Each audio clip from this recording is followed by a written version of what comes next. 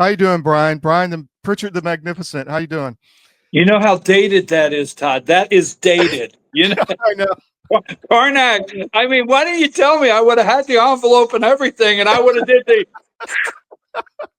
may a yak defrost Georgia. Oh, I just couldn't help it, man. I was just thinking Brian's been spot on all this, but thank you for joining us on vacation. He's coming to us on vacation, so I appreciate you carving out some time. But what the hell is going on in Georgia, Brian? Well, first of all, I appreciate all the messages from everybody saying, "Man, you picked one heck of a time to go on vacation." It'll all be there Monday, but we appreciate CDM Media and your work. Todd. For those out there that don't know, the Frost family, and we talk about the Frost family in Georgia because from Brant Frost the fourth, the dad, to Brant Frost the fifth, the mother Krista Frost, the daughter Katie Frost, and even the younger ones in the family, they all participate at the conventions. They are so tied to Georgia politics. They were tied to the GRA up to a couple weeks ago. So if you're in Georgia, first, I don't know how many in the family actually work within First Liberty, the business itself. I do know Brant the fifth, that most of us know. He is highly involved in the business. But in Georgia, we know him as the Frost family. Now, they are First Liberty. I guess I wasn't there, but and others that I've spoke to say when you're running a financial organization like that, an investment firm, and what all they did, the Fed comes in and shuts it down. I mean, locked down. So I'm not for sure what took place, but as of Friday, they ceased business. They're under federal investigation. And as you well know, the statement that's on their website, that is written from the feds. You don't get to say anything else. That's it. You put that statement up, you can operate no longer. Todd, this is going to tie back to the Georgia GOP. We have been for a long time, yourself and others, working. And I want to thank Bill Quinn. He gets a lot of information that I'm able to put out, working with you guys. But this is going to tie back to the Georgia GOP. And we will see that development because, folks, I know you don't like the AJC. I get it. We don't like the AJC. But we have been waiting for a long time for someone like the AJC to say, wait a minute, the Georgia GOP, Brant Frost, the Frost family, we need to look into this. And they've just been covering it up. Todd, I can report this morning that Greg Bluestein at the AJC is contacting people for statements. Okay. Yeah. I could share. I've been contacted. Now, I did send a statement, and I'm going to share a little bit with you. I told him in a statement, I don't know what will make the article. I said, I hope the investigation into First Liberty, it doesn't stop there. I have called for a full financial, as the former first vice chair of the Georgia Republican Party, I've called for a full financial investigation into the Georgia GOP Inc. Todd, we're hearing stories of politicians already out six figures. I think that when this is done, I don't know how long this takes, but as this progresses, we'll probably see several politicians involved. I know folks out there listening like, well, this is a lot of information. It could be convoluted. We'll continue to break it down. And I know Bill Quinn has it broken down. I've been talking with him. Mm-hmm. The Frost family controls the GRA PAC. Now, there's a difference. There's a GRA and there's the GRA PAC. Okay? They control the GRA PAC. Wow, this is really spinning, Todd. Well, wow is right. I mean, because the timing is in I want to talk about the timing. We just had the convention. It was corrupt. Everybody knows that. At least people that want, at least intelligent, intellectually honest people, critically thinking people will say it was corrupt. I mean, that's just, you can't avoid that. So weeks later, we have this. before the 26th election. The GOP's in shambles. Nobody trusts them. Nobody wants to give them money. It's tyrannical. They're keeping the grassroots out, like yourself. They kicked you out of the party. What about the timing here? What does that tell you? Well, I've said it all too often, and I know you know it. There's no such thing as a coincidence in politics. Mm-hmm. So if you take the last 30 days, what has taken place? We had the Georgia GOP Inc. convention that's for state officers. We all know it was rigged. Now, I don't know if David won, but I'll tell you what I don't know for sure. I don't know that Josh won. You know what I'm saying? We had a rigged election, rigged convention where the delegates really did not get a chance to participate. And here's the thing in that. Well, what's that got to do with anything? Well, Katie Frost is the 3rd district chair, a member of the executive committee.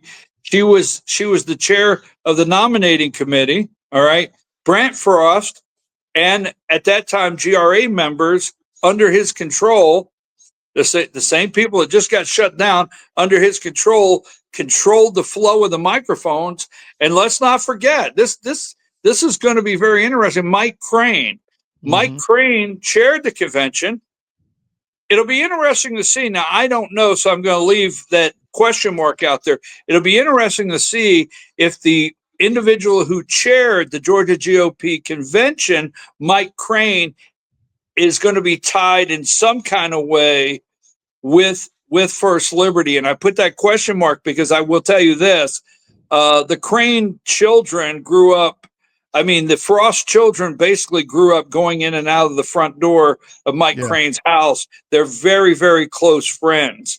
So, how far this explosion reaches out.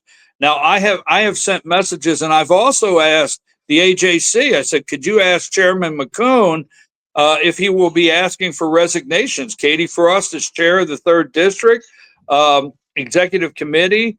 The mother, Krista Frost, is on the state committee.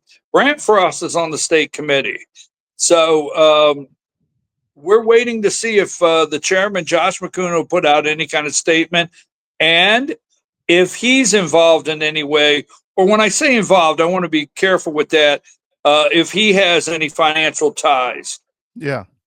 Because a lot of, that's an open, honest question because we don't know who's involved and who put money into this, right? Because that client list is just not out there. But there's 2 possibilities I see, BKP. Either this was a setup by the GOP leadership to destroy the Republican Party into the 26th election, or it's the White Hats coming out and taking this down before the 26th election. What do you think? Well, you know what that is. Wow, that is a great thing that we're looking at now. When I say the White Hats, I agree with you because there's several, and I don't want to start putting out names. And I'm not taking credit. I'm working with a lot of people, so I appreciate the kind words. But I was on the phone last night with a guy who was one of the sergeant of arms. One of the sergeant of arms at the convention. He calls me last night and he's telling me about the sergeant of arms meeting, Todd, that they told them and instructed them that how to hand out the clickers, how to hand them out at the convention. They never intended to use paper ballots, things like that. So there's a lot of white hats. I want to give that. I appreciate always the kind words and being able to be the one to deliver. But the white hats are enormous around Georgia. Your viewers need to know because you have an international audience that we're not taking this sitting down in Georgia. We're not. There is a fight. Now, that is an answer. Are the white hats doing this? There's no coincidence that there's no such thing as unifying in Georgia. There's been nothing to show that the Georgia GOP is attempting to unify. It's almost like if you take everything that's happened in the last month and lay it out on the table, it looks like a path to hand the Democrats 2026 in Georgia.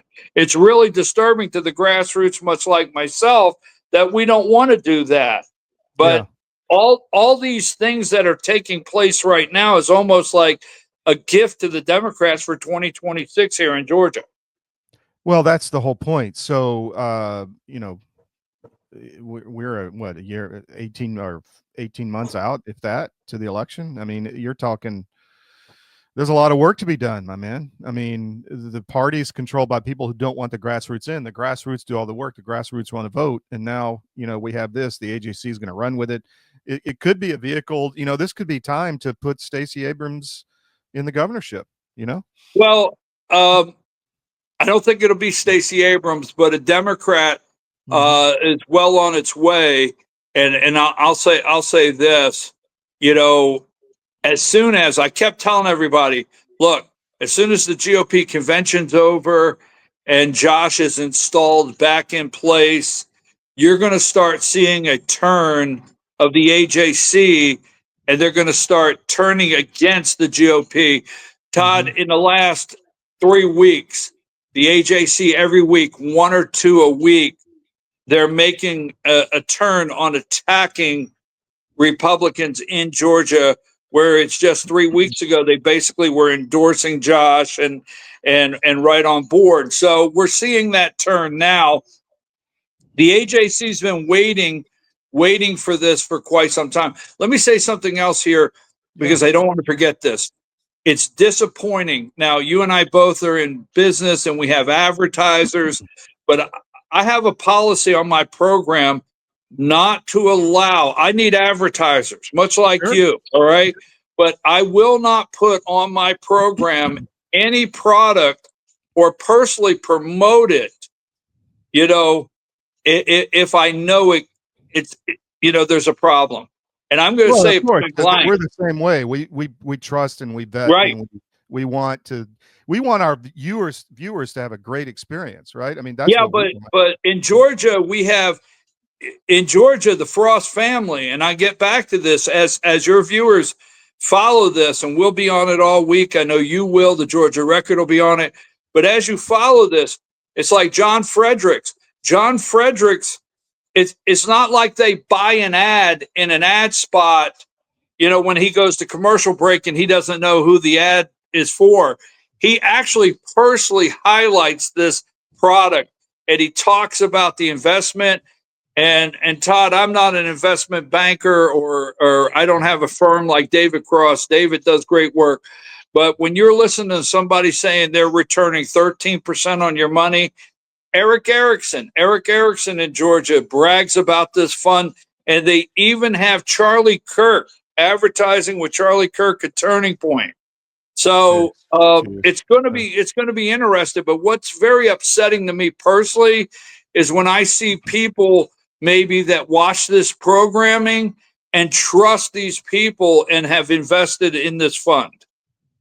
Well, it's horrific. But we had the Fredericks clip in the cold open, and talking about the Patriot economy, and we're going to grow the movement and all of that crap. I mean, and I, by the way, just to be fair, I reached out to John Fredericks yesterday and asked for comment, and he said he didn't know enough about it and didn't have any information to say at that point.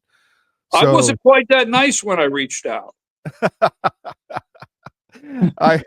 Did you get a little sporty with Mr. Fredericks there, BKP? Well, I asked him 2 things. I asked him if there was any losses in his future that he was unaware of. I said, hey, I love John. John knows it's a love-hate relationship. We have it. Sure. And I asked him if I could be on the show Wednesday. I'd love to discuss it. I asked for a spot. Hey, John, put me on Wednesday. What'd he say?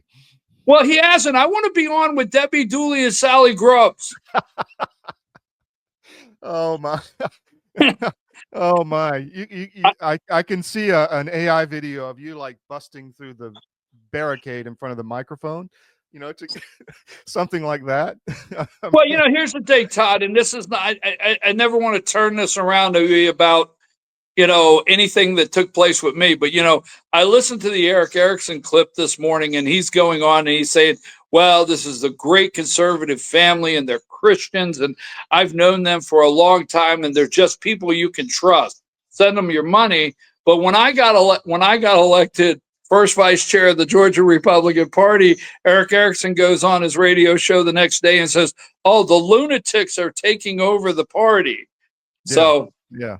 Well, karma's a bitch, so it'll come its way full circle. What else do people need to know about BKP as far as this is concerned?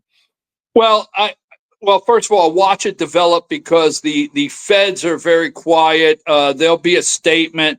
We're watching for that soon, what the statement is. So we're not for sure. And I would watch in the next couple of days, because as they say, rats start fleeing a sinking ship. So look for politicians. I'm not encouraging to read the AJC article, but I understand the AJC has their business department. They got a business department, and they're actually investigating that side of it. But politically, you might get a couple politicians, speak to them to start coming. This is going to have legs, and it's going to last for a while. We want to see how it ties back to the Georgia GOP. And seriously, we're not implying they have money invested, but the Frost family is so intertwined with Josh McCoon himself and the Georgia GOP. The first vice chair of the Georgia GOP, currently now Sally Grubbs, thinks the sun rises and sets in the Frost family. So we're going to see a lot of things develop. So keep your eye open. Todd, I said this morning, I put it out on X. I am not finding any joy in anybody's misfortune. I do not do that, and it's not my place to do that. But I can't lie and say I'm not smiling from ear to ear. Well, they came after you, and that's a natural reaction. That's just a natural reaction. I mean, your government doesn't care about you. That's why you need a medical emergency kit. It contains life-saving medications like ivermectin, Z-Pak, and antibiotics. Stock them before they block them. If you haven't noticed, gold has reached a new high, all-time highs actually, and keeps going up every day. Why is that? It's because precious metals are a long-time historical store of value. And if you own a portfolio and you have assets in the fiat currencies, i.e. stocks, bonds, cash, or whatever, you're vulnerable to hyperinflation, which is coming as our debt explodes another trillion every 90 days. It's really scary. So how do you protect yourself?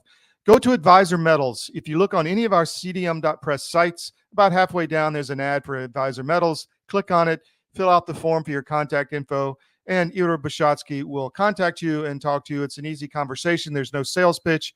He's completely verified by us. He has a regulatory background we've checked into. We've checked with his bankers. We've checked with his IRA custodians for metals, and we can highly recommend Advisor Metals and IRA. So go to Advisor Metals. If you call them directly, tell them we sent you at CDM, and he'll definitely take care of you. But protect your portfolio, because you really need to. It's coming. Thank you. This is a special report. Knowing how to invest your money is harder than ever before. Dealing with stock market volatility, record debt, and terrorist attacks requires new thinking. At U.S. Asset Management, we can help you see the world more clearly so that you can move beyond the chaos and invest with confidence. Call us, visit us online, or drop by our office. U.S. Asset Management, helping you make better decisions with your money. Yeah. So, and yeah, we can go into that. There's a lot of reporting on the Georgia Record about all that. Let me ask you another question. Go ahead. Don't let me lose this. Don't let me lose this. Folks, watch for dark money to have a light shine on it. We are working very, very hard. CDM, myself, Bill, we're working very hard. And I really think with what has happened with First Liberty and what developments may come of the Frost family, you could see, I don't want to make a prediction, but very soon, light shining on dark money. And when we talk about the dark money, there's people out there that run attacks. They live to attack people and try to tear people down. And we feel there's dark money behind that. Watch for that to shine a light on that. Well, you can make predictions all day long here, BKP. You're Pritchard the Magnificent. You've been pretty good at it so far. So let me ask you another more international question. Musk is out there, dueling with Trump this morning. I don't know if you saw it since you're on vacation, but Trump's talking about deporting him. Musk is talking about a new Porky Pig party or whatever, and now Musk is going after Bannon. What do you think of all this? Have you looked at that? Yeah, I've looked at every tweet. I read every tweet he puts out. I read everyone Bannon has put out, and in the spin. I mean, the spin of what's going on from everyone, from Tucker, Bannon, Candace Owen, Alex Jones. The list goes on and on. And now Elon back on top of this bill. I don't know what Trump's going to do with him. He's the richest man in the world. End of story. Yeah. Yeah. And when you hear, and let me say this to your audience, folks, when you hear Trump, which I support my president. When you hear we may need to doge Elon, let me tell you something. Satellite, our drone system and the satellite systems and the space system and things like that, Elon Musk is pretty well in the fabric of the government. Yeah. To where you're just not going to wake up tomorrow and say, well, we're going to get rid of Elon Musk. Not going to happen. Okay. I think the tweet or the Truth Social Trump put out, the wording, I think it was a little unfortunate because he said no more rocket launches. And I'm like, so we're not going to have any more rocket launches. Right. So, he meant Musk, but the wording was a little odd. But, he said the American party, doesn't that have a good ring to it? So I don't know what he's going to do. And he said this. Now, Elon said anyone that campaigned to cut government spending, he will. And I think the quote, I don't have it in front of me, if it's the last thing he does on earth or his last breath or something to that reference, he will do everything to primary them and get them out of office. So I think 2026 is going to be a little upside down. I don't know where all that lands right now. But, Todd, here's what's tough, okay? All right. For years, I'm a fiscal conservative. I fought for years an omnibus bill. I fought it. I've asked for 12 appropriations bills long before Trump became president. I want 12 appropriations bills. I don't want an omnibus bills. I want no more CRs. I want no more earmarks on bills. Okay. All the above. And folks, you have to come to the reality, and I'm not knocking this or knocking President Trump, but this morning you can market it and call it one big beautiful bill and put a name on it to sell it on TV, but it's an omnibus bill. Okay, so come to the reality that they're getting ready to pass an omnibus. And if you were against it 10 years ago, 5 years ago, or 3 years ago, I'm having a hard time cheering for the bill. Now, I'm not going to be mad if it passes, but I'm having a hard time cheering for this. And I'm not getting out of there and saying, wow, this is great. One big, beautiful bill. No, I'm not either. And Trump will say, just to play devil's advocate, that he doesn't have really control of the Congress and he's slim margins and he's got to spend money to get people to vote for it. I mean, that's an argument, but but now, Todd, you knew when this went from the House, the Senate was going to strip this stuff out. You knew that. Yeah, of course. All right, you and I knew that. Okay. And I try to tell my audience every day, quit getting overexcited about all these cuts. They're going to come out. All right. Yeah. And then on top of this, the parliamentarian, and I'm not backing this parliamentarian that Harry Reid put in place, but John Thune could step up in the next hour and have a vote in 51-49, remove the parliamentarian and put a new one in. So I don't want to hear any of that. That John Thune, they decided they're not going to do that. The parliamentarian is to pull out, whether you agree or not, anything that is erroneous and is not germane to a budget. That's supposed to be their job, not taken up for no parliamentarian. Yeah. And one more thing did you see yesterday where they said, they're talking about now they're putting back money for illegal children to have Medicaid. Yeah, I saw that. Todd, I like the facts when I talk to anyone. I'm a fiscal conservative, and I think it was 88 or 82. I don't have it in front of me, but is it the Pyle decision with the Supreme Court? I think it's 1988 or whatever. The Supreme Court said undocumented children will go to school. All right.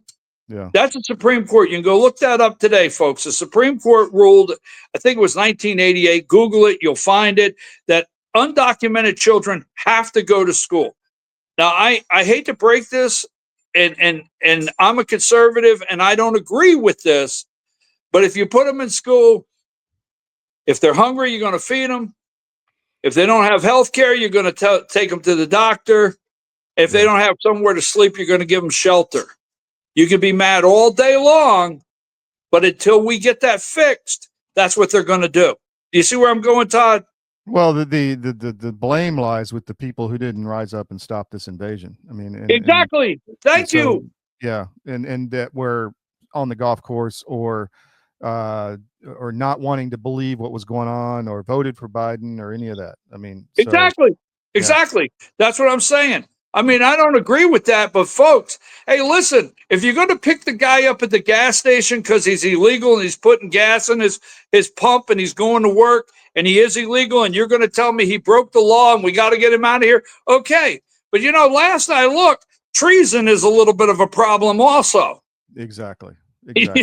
Selective outrage, unfortunately, from a lot of our, and you see that in the Georgia GOP. I mean, they're talking about the illegals, but then, we've got a governor who essentially lied to the public and said he was going to stop illegal immigration and didn't, and enabled it for his corporate buddies, at the Hyundai plants and all that stuff.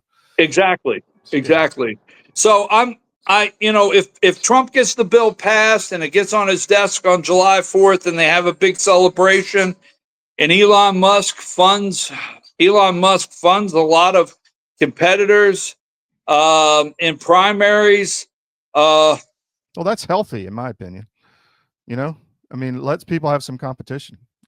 I'm not promoting the Porky Pig Party, but I'm a Republican, but I just think people who are not doing what is right should have some fear of at least a primary, in my opinion. Well, Todd, look at it like this. Mm-hmm. You can't go yesterday and say that this is the uniparty. And then when Elon Musk tweets out, it's the uniparty, be mad at Elon Musk. Now, I'm not, like I say, when I say neutral, I'm not a neutral kind of guy. But at the same time, I'm not taking up for Elon Musk. But at the same time, if the guy goes on and tweets out, hey, the uniparty, there's no difference, and we're whistling past the cemetery, and we're 37 trillion in debt, and we're going to go bankrupt, I'm like, okay, I said that 3 weeks ago. I said that 4 weeks ago. So where is he wrong?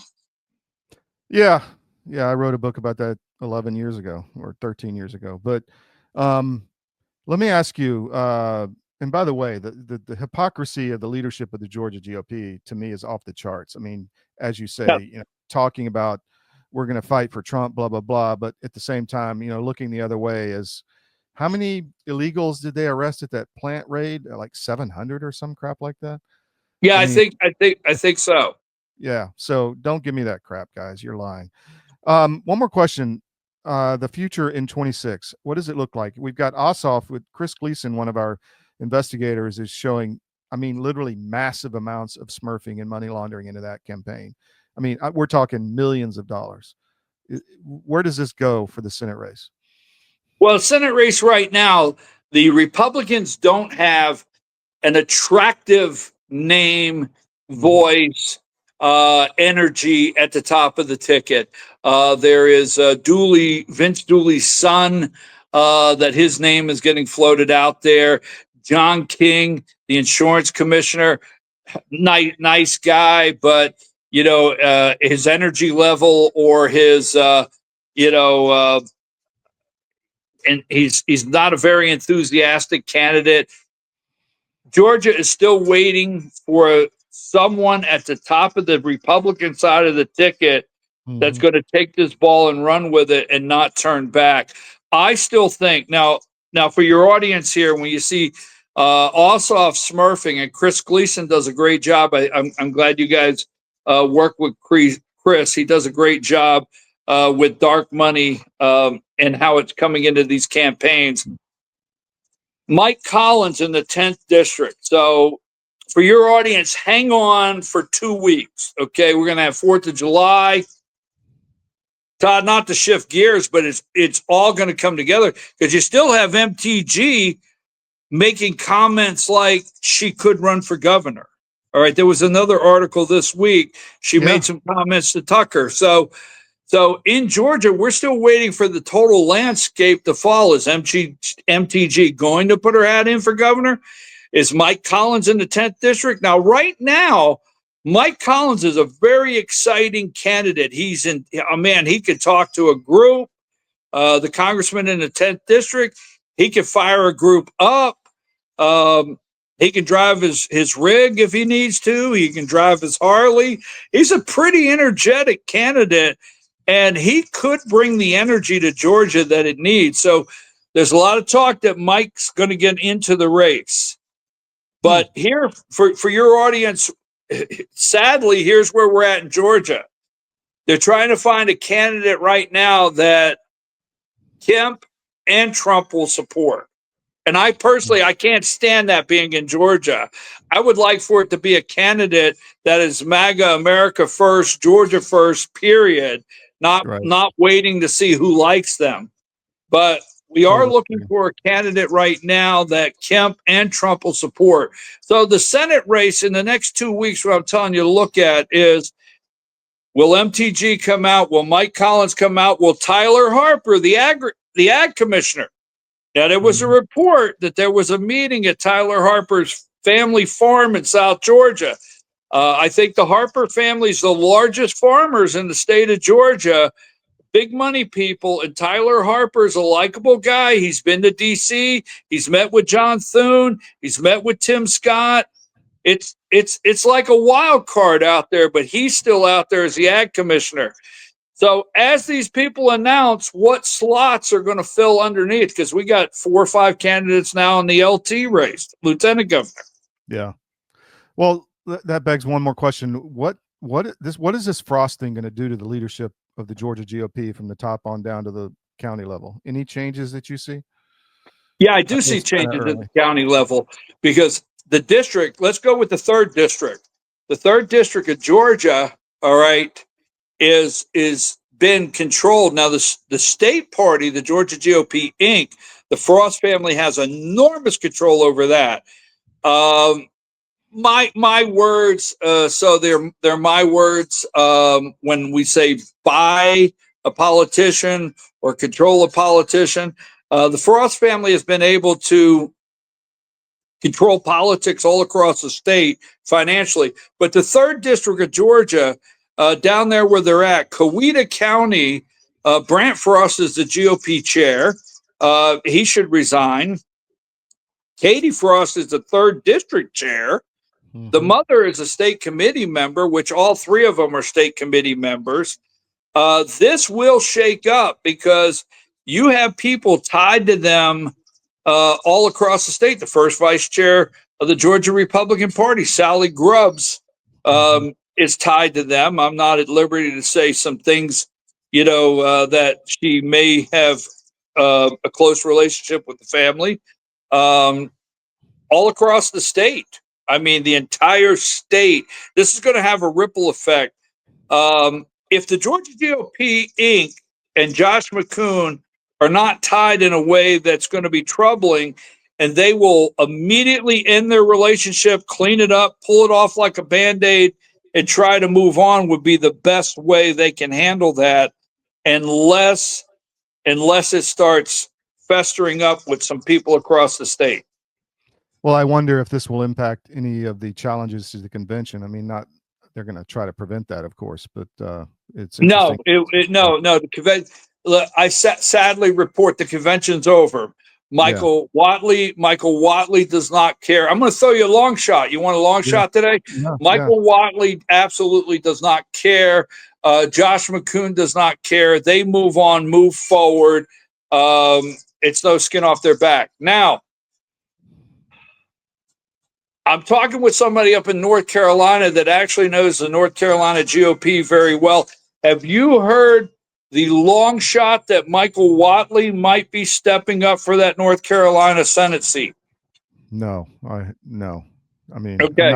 I'm not a fan of Whatley. I think he's not. Did I ask you if you were a fan? No, you didn't, but go ahead. I'm not a fan of Michael Whatley's. I wasn't looking for a fan. No, all right. So it's just been a little bit of a rumor, and I want to say it that way, but that's what politics is and how you have to actually keep an eye on it. Josh McCoon is too close.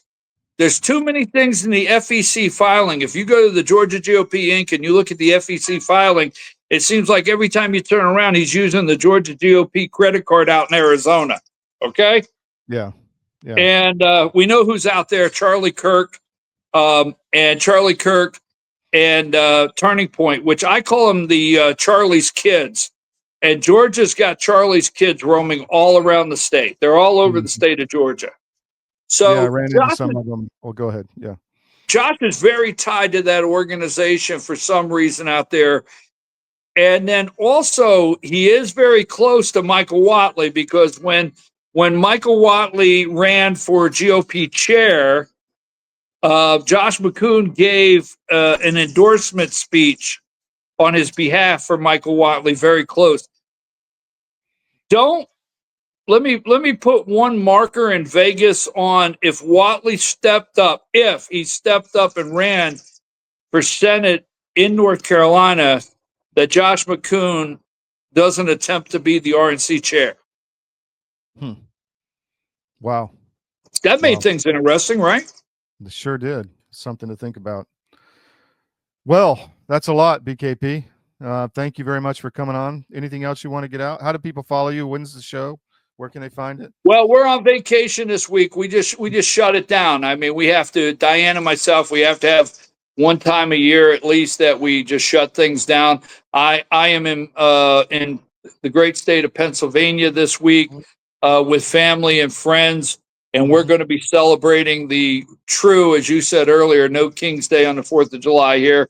We'll be back Monday morning at 8 a.m., 8 to 10 with BKP Politics, and at 10 a.m. with the Georgia Hour.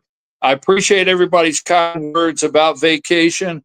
We'll be back Monday morning. voiceofruralamerica.com and Twitter, Voice of Rural America. You can follow me there. Send me messages if things are going on. And we have it on the front page of the Georgia Record, too. You can watch it live. Brian, thank you very much. Appreciate you coming on. Thank you, Todd. Appreciate it.